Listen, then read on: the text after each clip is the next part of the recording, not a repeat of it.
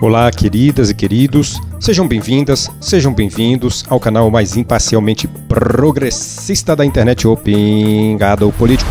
Já deixa seu like, compartilhe o vídeo, inscreva-se no canal, ative o sininho para ajudar o Pingado Político a continuar existindo. Hoje é dia 28 de janeiro de 2025 e esses são os principais destaques das notícias do Brasil e do mundo pela voz do Pingado Político. DeepSeek e o momento Sputnik. Anelo, conta pra gente o que é isso. Por que o lançamento de um aplicativo de inteligência artificial chinesa pode significar o mais importante fato político do ano junto com a posse de Donald Trump nos Estados Unidos? É tão importante que muitos estão chamando de momento Sputnik, comparando ao momento em que a União Soviética lança o primeiro satélite artificial, superando os Estados Unidos na corrida espacial durante a Guerra Fria. Para vocês entenderem, eu peguei essa matéria aqui do G1, falando do momento Sputnik da DeepSeek, e pedi para a própria inteligência artificial chinesa, a DeepSeek, comentar a matéria. Expliquei para ela basicamente o que é o Pingado Político e falei, olha, escreva um texto para a gente poder ler num vídeo do Pingado. Vamos ver o que aconteceu. Comentário: a DeepSeek e a reconfiguração geopolítica da inteligência artificial. A ascensão da DeepSeek, startup chinesa de inteligência artificial, não é apenas uma revolução tecnológica, é um terremoto geopolítico, comparado ao momento Sputnik, em referência ao satélite soviético que desafiou a hegemonia espacial dos Estados Unidos em 1957. A ferramenta chinesa expõe a fragilidade do domínio norte-americano na corrida pela inteligência artificial. Com um modelo 100 vezes mais barato que os rivais ocidentais e capaz de operar com chips obsoletos devido às sanções dos Estados Unidos, a DeepSeek simboliza a falência das políticas de contenção tecnológica de Washington e a resiliência chinesa. O impacto é duplo. Mercado em colapso. Gigantes como a Nvidia perderam 589 bilhões em um dia, revelando o pânico de investidores diante de um modelo que questiona a lógica de gastos bilionários do Vale do Silício. A queda de 1 trilhão no valor das Big Techs não é só financeira, é um sinal de que a dependência de hardware caro e código fechado pode ser um beco sem saída. Nova Guerra Fria tecnológica. A China, ao democratizar acesso à inteligência artificial com um código aberto e custos reduzidos, fortalece sua influência no sul global, desafiando a narrativa de que a inovação é monopólio ocidental. Enquanto os Estados Unidos insistem em sanções, a DeepSeek prova que restrições podem acelerar a autossuficiência, um tiro pela culatra na estratégia estadunidense.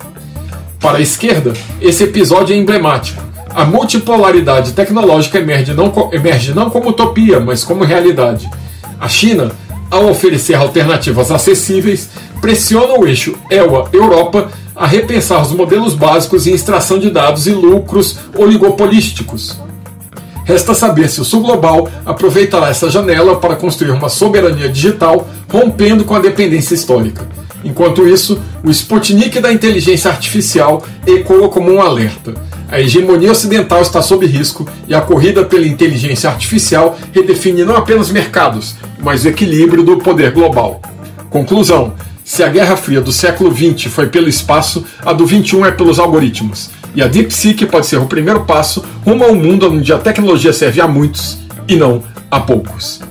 Comentário agora do ser humano, antes de passar para a análise econômica do Fabrício, é que eu fico muito feliz que a plutocracia estadunidense, onde os bilionários tentam coordenar a economia global, acabe fracassando por uma startup que lança um aplicativo de código aberto que agora qualquer um pode estudar na sua universidade, na sua empresa, a tecnologia mais revolucionária atualmente de inteligência artificial. Fabrício, a bola agora está contigo. Obrigado, Anela. Eu vou começar falando o seguinte, né? Ontem o impacto desse negócio foi gigantesco. As empresas de tecnologia perderam um valor de 1 trilhão, com T de tapioca, como diz o Ciro Gomes, em valor de mercado com a ameaça da inteligência artificial chinesa. Só a Nvidia, que é a gigante do setor, perdeu 600 bilhões de dólares, o equivalente aí a umas 5 Petrobras de perda. pelo menos, olhando lá pelo lado positivo, né, para a gigante, hoje a Nvidia subiu 8,8% e recuperou cerca de 250 bilhões de dólares em valor de mercado, realizando parte dos lucros, né, de quem eventualmente foi lá e comprou, achou que estava barato demais e depois resolveu investir novamente na compra das ações. O que eu tenho a acrescentar nesse baile todo é que o impacto desse negócio que a gente fica vendo, né, como a extrema-direita não tem a mínima noção do que é a competição em escala global. Esse Trump, o Bolsonaro, essas figuras patéticas da extrema-direita, eles ficam se apegando a pautas moralistas, pautas morais, expulsar imigrante, ficar criando caso com Lei Rouanet, essas coisas. O Bolsonaro com o negócio de desligar o aquecedor da piscina, essas coisas pequenas, né? É um pensamento medíocre, é um pensamento pequeno. Assim, não tem a mínima noção do que eles estão mexendo, né? Vou lá deportar os imigrantes, o Trump, né?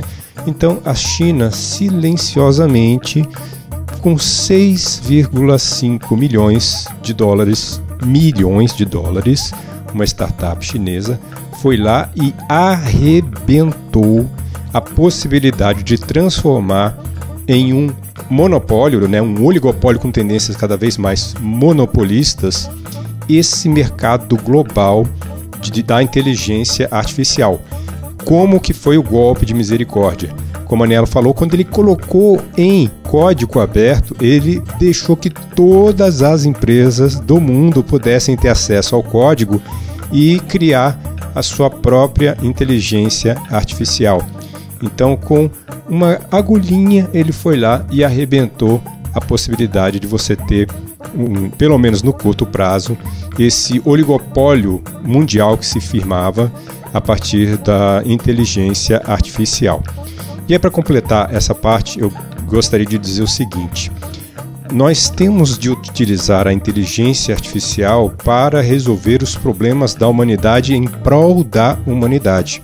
Porque o que estava se desenhando até o presente momento, era que as empresas estavam criando esse gigantesco oligopólio simplesmente para cortar custos trabalhistas e empurrar a quase totalidade da população trabalhadora para uma situação de informalidade. Então, esse golpe de misericórdia que foi abrir o código e mostrar para o mundo que, olha, esses trilhões que vocês estão falando aí não são, na verdade, esses trilhões todos, tem esse intuito de mostrar um mundo diferente desse, que é o mundo da competição pela competição, da destruição, de você obter cada vez mais uma hiperconcentração de renda, uma hiperfinanciarização, um distanciamento da riqueza financeira para a riqueza material do ser humano.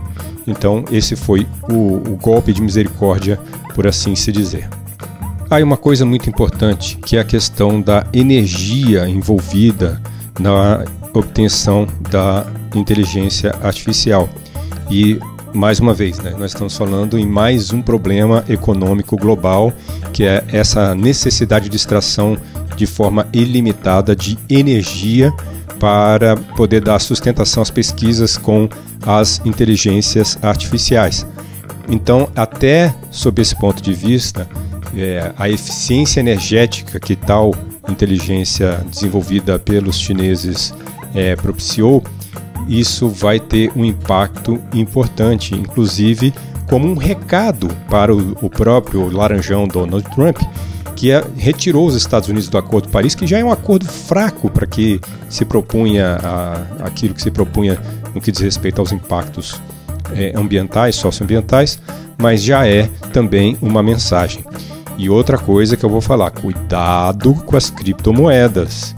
Esse possível estouro de bolha que foi esse impacto do DeepSeek nesse mercado global pode sinalizar que está acontecendo alguma coisa muito próxima com as criptomoedas. Mesmo problema, uma extração de energia incomensurável para gerar uma absurda bolha econômica. Eu sei que estou falando isso aqui, vão vir os criptofãs aqui atacar o canal do Pingado Político, mas qualquer pessoa, qualquer economista minimamente sério sabe que as criptomoedas se tornaram um ativo especulativo como qualquer outro, e eu diria quase se tornando uma pirâmide financeira. Nossa, agora eu vou atrair a ira de todos aqui, tá? Mas é isso, tomem muito cuidado quem está investindo nesse negócio, porque a coisa pode degringolar. A extrema-direita só resta fazer esse carnaval que eles ficam fazendo, esse barulho, essa extrema-direita estridente, estriônica, que fica fazendo barulho em torno de coisas absolutamente pequenas. Tipo o Trump, que voltou a falar agora de sanções econômicas e dessa vez citou nominalmente o Brasil. E aí, Vitor, conta pra gente essa história. E o homem cor de laranja atacou mais uma vez. Agora, fazendo jus a tudo que ele falou de que primeiro ele iria pensar nos Estados Unidos. Aliás, o Lula já avisou, né?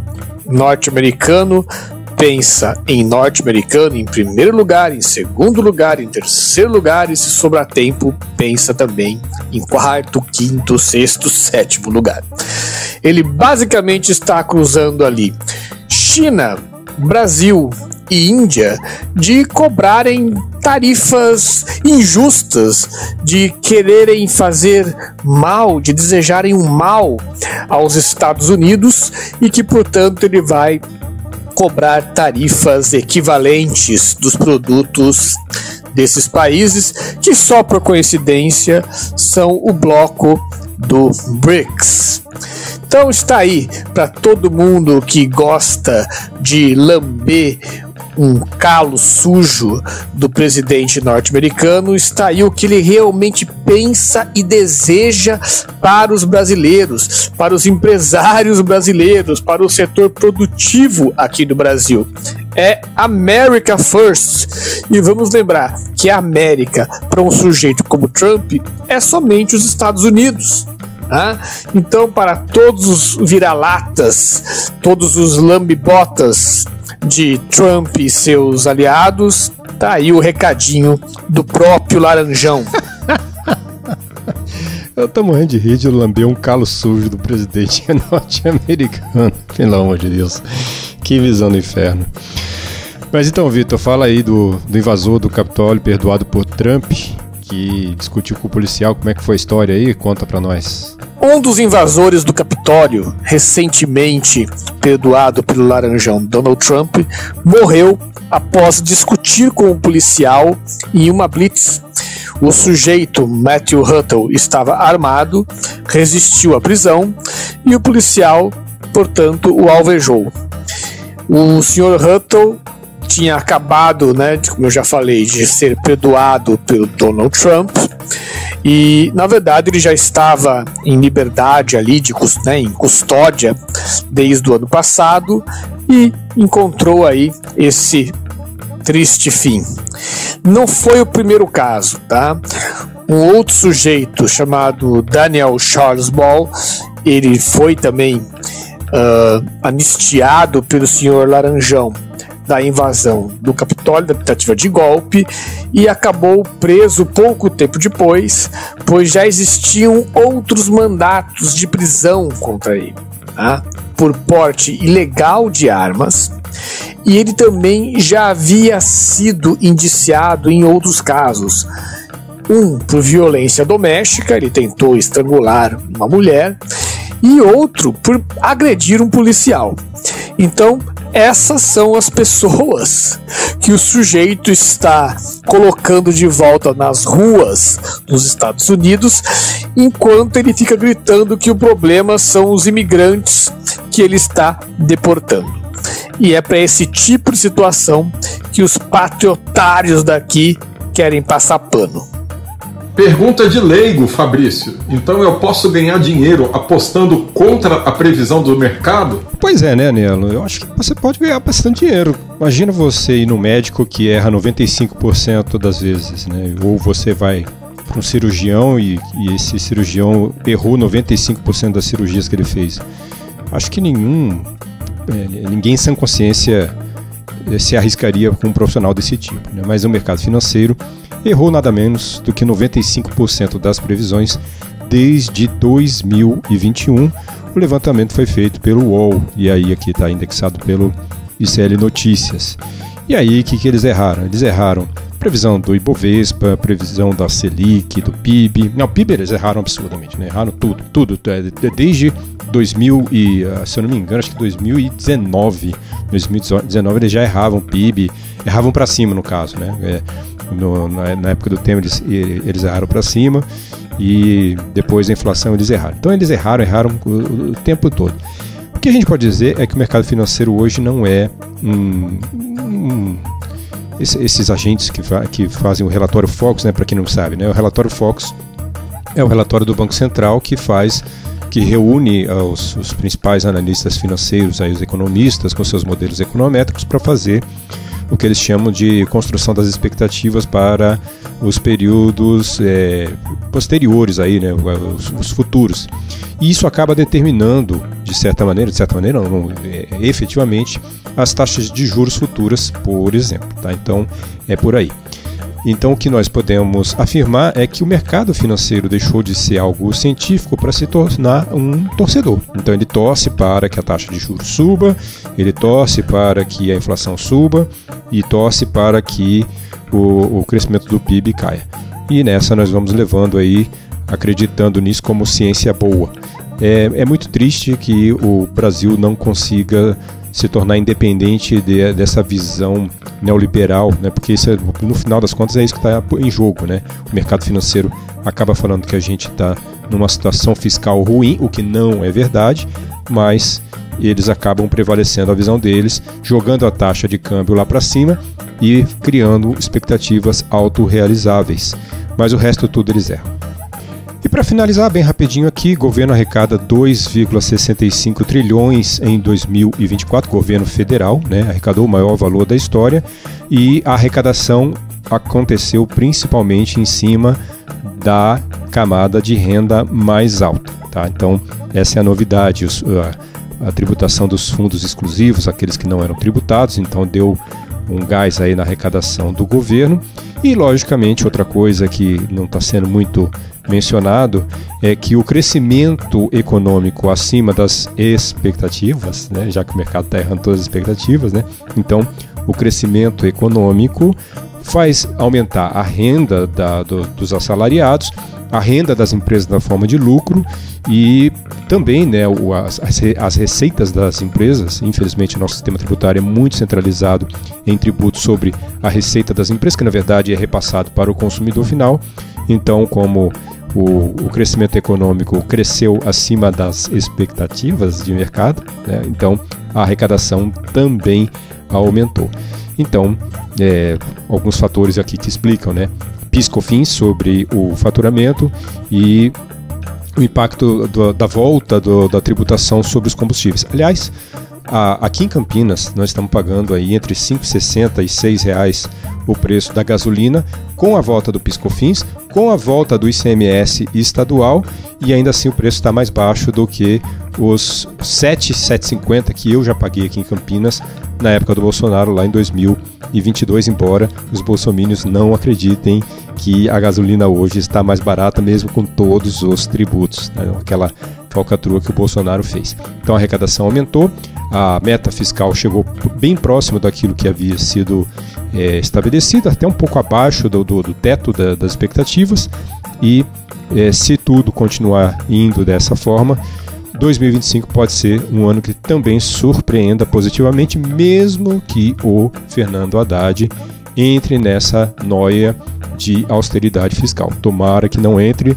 tomara que consiga engabelar o mercado financeiro, como conseguiu engabelar esse tempo todo. Então ficamos por aqui. Um abraço a todas e a todos que acompanharam o Pingado Político e até amanhã.